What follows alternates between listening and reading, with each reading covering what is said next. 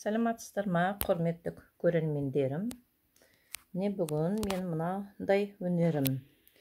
Бұл екі конверт.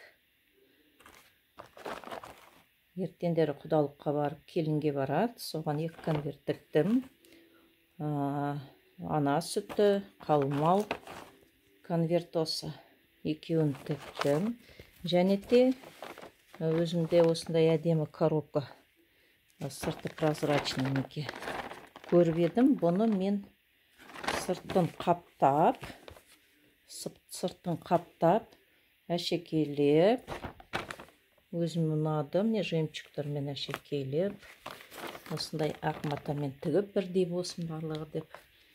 Міне үшін. Неке осылай. Негізде сырғасы ішіне алтындар салып, күмістерді салып, ертеңдері құдағыларға беріп атқанда осының ішіне салып, әдемілеп осыдан таратады. Осы менің бүгінгі өнерім. Осыны бағалаңыздар. Қалай шыққаны. Сіздердің лайктарыңыз маған өте қымбат.